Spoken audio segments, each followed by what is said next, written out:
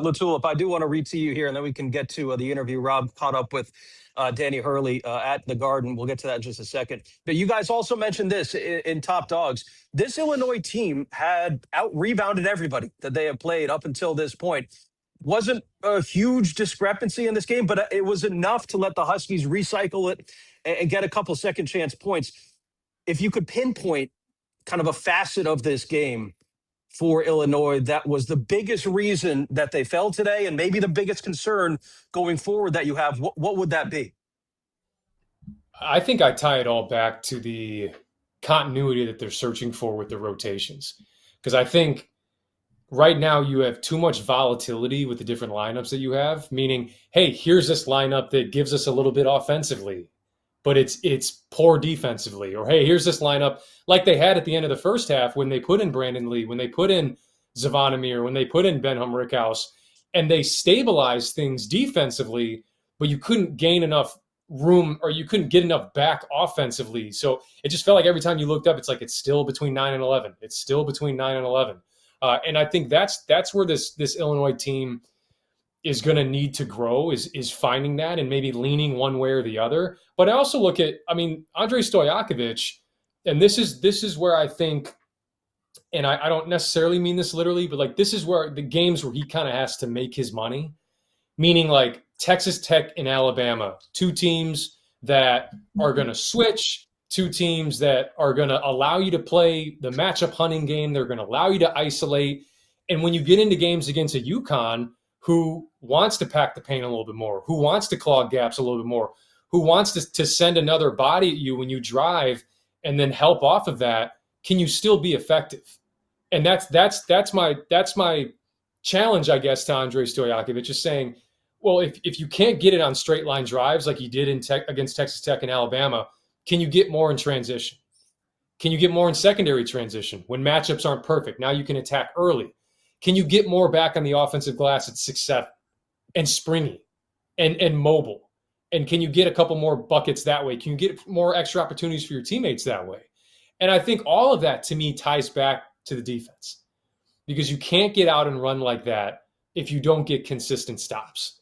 And that's really the issue right now for Illinois. I think you can look at the 6 of 29 shooting it, but I just think in these type of games, it's why Michigan State is Michigan State. It's why they don't need to be anywhere near the top of the Big Ten in 3-point shooting. It's because every single game, they bring their defense and they bring their rebounding. And that has to be the mindset, figuring out a way. And I know it's not the most athletic team, but that's not all what rebounding is. That's not all what defense is. It's good being positionally. It's using your leverage. It's the scouting report. I think there's another play in the second half where Karaban gets a back screen for a layup, and you're sitting there wondering, like, man, how does he just get free for that layup? And then you go and watch it. It's solo ball setting the screen. So yes, it's a challenge because you don't want to help off a solo ball.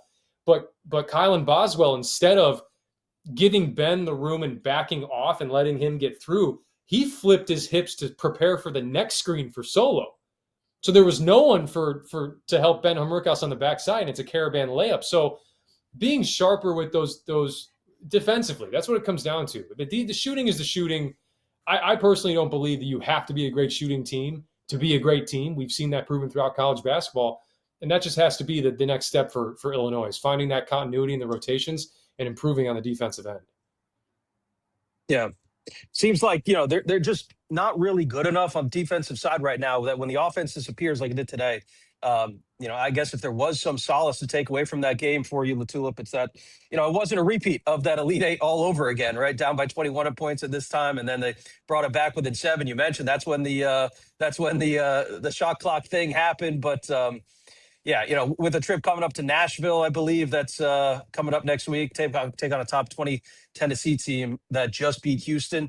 They got some stuff to figure out before next Tuesday. All right, let's go ahead and get to there was a shot clock violation, or a lack thereof, I should say, with the final 2+ minutes of the game.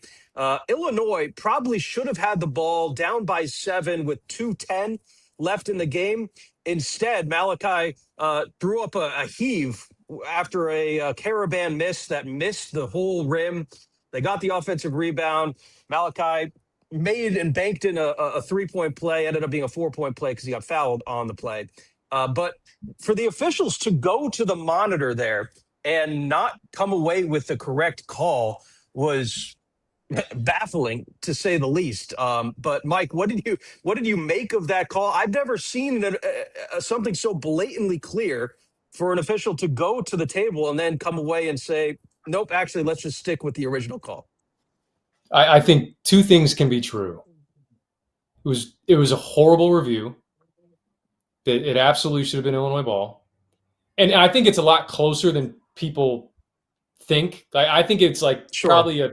probably like 3/4 of a second, or maybe a Yeah. full second. But it was after the shot clock would have expired for sure. That can be true, and it can also be true that Illinois shouldn't have been in the position to need that. I think there's enough that took place in that game to where you shouldn't have to rely on a call like that. Down 7 with 2:15 left, and who knows? They definitely had all the momentum in that situation. Does it mean they win the game? No. Does it mean they have a better chance? Sure. But I don't understand. The broadcast was saying it. They're like, oh, yeah, this is going to go the other way. I'm looking at Brad Underwood's face. I'm kind of trying to read his body language as he talks to the officials. Seems like everything is trending in the direction of being Illinois ball. And I just think, like, if it's too close or you can't determine it because the shot clock reset, I'd even be fine with UConn ball, 2 seconds left under the basket. Or, hey, they have the possession arrow. We don't know. UConn has the possession arrow. Anything. I mean, that effectively ended the game, and that sucks to see.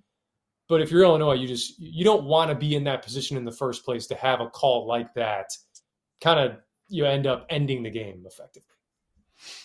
Yeah. I mean, to be frank, all I've seen is a clip that our producer Trevor has sent to us, and he is an Illinois fan, and I have don't know whether or not to trust whether or not this is accurate. Whether there's enough out there. There's enough out there. He broke it up like this Zapruder film.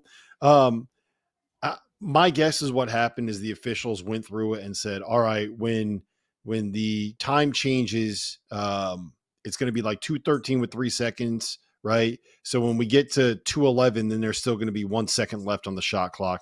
And they saw that the foul was committed, and you can see Jake Davis reaching in at 2:11. And they're just saying, okay, that's when this was the foul happened. So we're going to keep this continuing.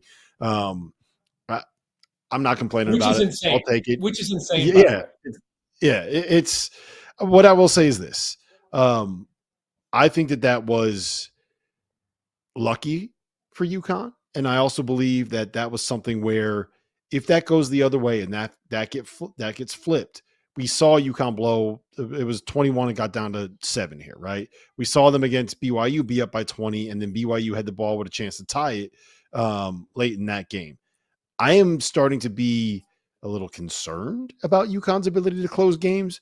It's one thing they do this thing now where, like, if someone scores, they'll inbound the ball and let it bounce and let it roll because it'll allow the clock to run. And then you pick up the ball and it's run 5 seconds off, and you do that every single time. And eventually you do that for 12 possessions. You're not going to minute off the game, right? It's time wasting. It's a classic, like, European thing, especially in European soccer, which, by the way, I don't know if you noticed, but Hurley and Luke Murray do the VAR symbol instead of the twirl for a review. Like, you could tell that all those dudes is EuroLeague.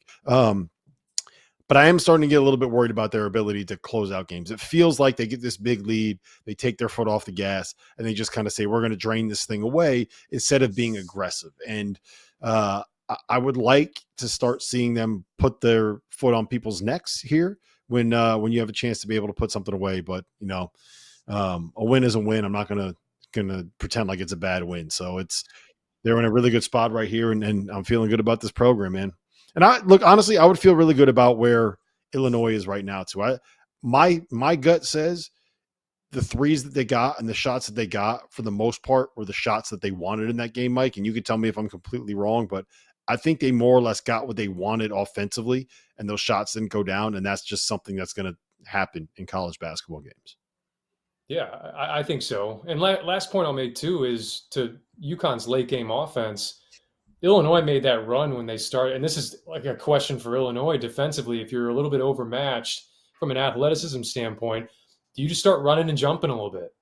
is the conservative defense of drop coverage just a little too conservative for this personnel grouping? Because when they came back was when Petrovic was in the game, and I have questions about Petrovic defensively, but is he a little bit better on the floor defensively when you just kind of run and jump and create a little bit of havoc? I thought UConn rushed shots in that time frame of the game more than they had in previous parts of the game. But I also think for UConn's late game offense, like how many real matchup winners do they have? Where when in late game offense things get more simplified, they don't get more complicated.